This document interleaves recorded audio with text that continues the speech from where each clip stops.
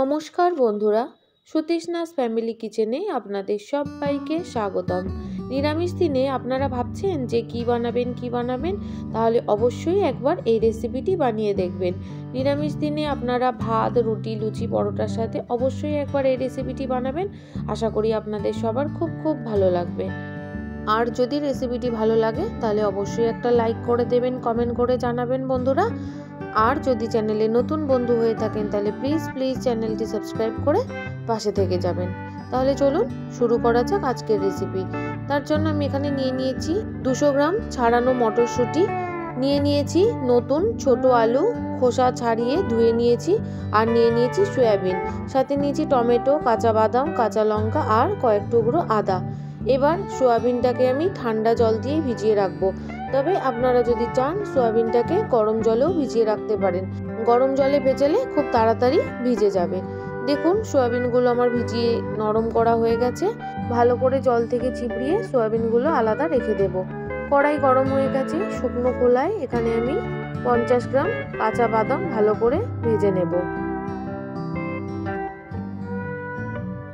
আমি এখানে চীনা বাদাম নিয়েছি, আপনারা চীনা বাদামের বদলে কাজু বাদামও ইউজ করতে পারেন। তবে একবার চীনা বাদাম দিয়ে বানিয়ে দেখবেন, আশা করি খুব ভালো লাগবে। চীনা বাদামগুলো ভালো করে ভেজে নেওয়া হয়ে গেছে। ঠান্ডা হয়ে গেলে আমি খোসা ছাড়িয়ে নেব। এবার কড়াইয়ের মধ্যে দিয়ে দিয়েছি অল্প একটু সর্ষের তেল। জল থেকে চিপড়িয়ে যে সয়াবিনগুলো রেখেছিলাম সেগুলো এবার আমি তেলের মধ্যে দিয়ে ভালো করে লাল লাল করে ভেজে নেব।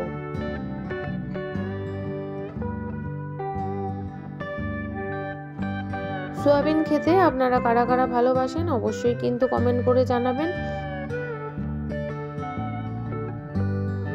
রোজ রোজ মাছ মাংস খেতে খেতে যদি ভালো না লাগে তখন এইভাবে একবার সয়াবিনের রেসিপিটি অবশ্যই ট্রাই করবেন।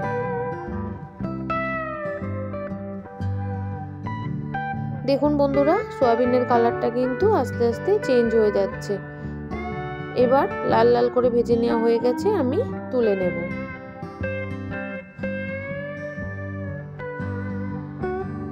সমস্ত সয়াবিনগুলো তুলে নেওয়া হয়ে গেছে। কড়াইতে আমি আবারও অল্প একটু তেল দিয়ে নিয়েছি। খুব বেশি তেলে আমি করব না, অল্প তেলেই আমি করব। এবার তেলের মধ্যে দিয়ে দিলাম আলুগুলো একটু ভালো করে ভেজে নেব। পরিমাণ মতো নুনটা আমি আলু ভাজার সময়তেই দিয়ে দেব। নুন দিয়ে ভাজলে খুব তাড়াতাড়ি সেদ্ধ হয়ে যায়। এবার আমি বেশ কিছুক্ষণের জন্য ঢাকা দিয়ে রাখবো যাতে আলুগুলো মোটামুটি সেদ্ধ হয়ে যায়। অবশ্যই ঢাকা দেওয়ার পর কিন্তু আমি গ্যাসের ফ্লেমটা কমিয়ে দিয়েছিলাম। ঢাকনা খুলে গ্যাসের ফ্লেমটা বাড়িয়ে দিয়ে আলুগুলো আমি লাল করে ভেজে নেব। আলুটা ভাজা হতে হতে আমি একটা পেস্ট বানিয়ে নেব টমেটো, আদা, কাঁচা লঙ্কা আর ভেজে রাখা বাদাম দিয়ে।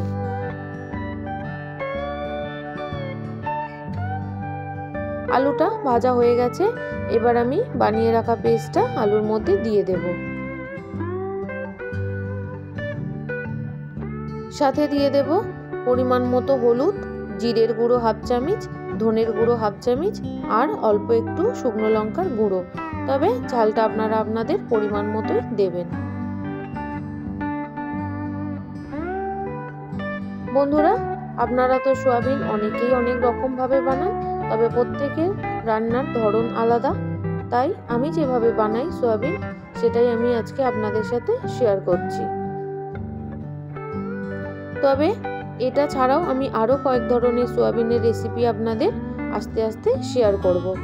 খুব ভালো করে মশলাগুলো মিশিয়ে দেওয়া হয়ে গেছে। এবার এর মধ্যে দিয়ে দেব ভেজে রাখা সয়াবিন।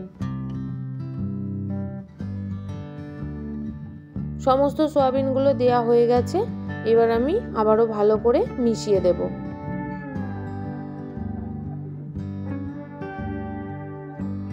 দেখুন সয়াবিনগুলো কিন্তু মশলার সাথে খুব ভালো করে মেশানো হয়ে গেছে। এবার আমি দিয়ে দেব অল্প একটু মশলা ধোয়া জল। আমি এখানে মিক্সির বোলটা ধুয়ে জলটা দিয়ে দিয়েছি। এবার খুব ভালো করে কষিয়ে নেব।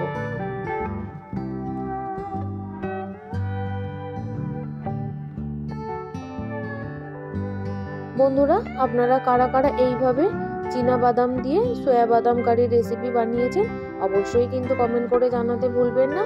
আর যারা যারা এখনো পর্যন্ত বানাননি তারা অবশ্যই কিন্তু একবার হলেও এইভাবে বানাবেন। সত্যি বলছি বন্ধুরা, দারুণ টেস্টি হয়। এবার আমি দিয়ে দেব একটা টমেটো। আমি যখন আদা, কাঁচা লঙ্কা, বাদাম আর টমেটোর পেস্ট বানিয়েছিলাম তখন আমি 2টো টমেটো দিয়ে পেস্ট করেছিলাম আর একটা টমেটো রেখে দিয়েছিলাম, সেটা আমি এখন দিয়ে দিলাম। সাথে দিয়ে দিলাম মটরশুঁটিগুলো। এবার আবারও ভালো করে মিশিয়ে দেব।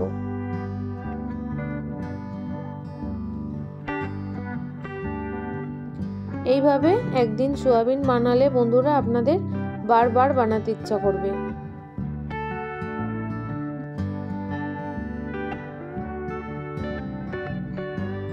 বন্ধুরা, অবশ্যই একটা কথা মাথায় রাখতে হবে, চীনা বাদামটা কিন্তু হয় তেলে ভেজে নয়তো শুকনো খোলায় ভেজে নিয়ে তারপরেই কিন্তু এইভাবে পেস্ট করে বানাতে হবে। কাঁচা চীনা বাদাম কিন্তু কোনোভাবেই পেস্ট করে ইউজ করা যাবে না। খুব ভালো করে দেখুন কষিয়ে নেওয়া হয়ে গেছে, একদম শুকনো শুকনো হয়ে গেছে কষিয়ে নিয়ে। এবার আমি দিয়ে দেব পরিমাণ মতো জল।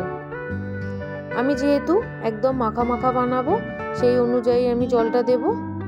তবে আপনারা ঠিক যেরকম ঝোল রাখতে চাইবেন সেই অনুযায়ী কিন্তু জলটা দেবেন। পরিমাণ মতো জল দেওয়া হয়ে গেছে, এবার আমি ভালো করে মিশিয়ে দেব। বন্ধুরা, আপনারা দেখেই বুঝতে পারছেন যে কত সুন্দর কালারটা এসেছে, খেতেও কিন্তু সত্যি খুবই টেস্টি হয়েছিল। এবার আমি গ্যাসের ফ্লেমটা কমিয়ে দিয়ে ঢাকা দিয়ে দেব। মোটামুটি 20 মিনিট পর আমি ফিরে এলাম। দেখুন ঢাকনা খোলার সাথে সাথে আমি কিন্তু গ্যাসের ফ্লেমটা বাড়িয়ে দিয়েছি।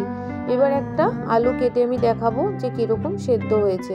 আপনারা নিশ্চয়ই বুঝতে পেরেছেন যে খুব সুন্দরভাবে কেটে গেছে, আলুটা পুরোপুরি সেদ্ধ হয়ে গেছে, অবশ্যই সয়াবিনটাও সেদ্ধ হয়ে গেছে। এবার সব শেষে দিয়ে দিলাম বেশ খানিকটা কুচিয়ে রাখা ধনেপাতা। ধনেপাতাটা কোনোভাবেই স্কিপ করবেন না, অবশ্যই ধনেপাতাটা দেবেন। এবার খুব ভালো করে মিশিয়ে নিয়ে আরও 2 মিনিটের জন্য আস্তে আস্তে ফুটিয়ে নেব।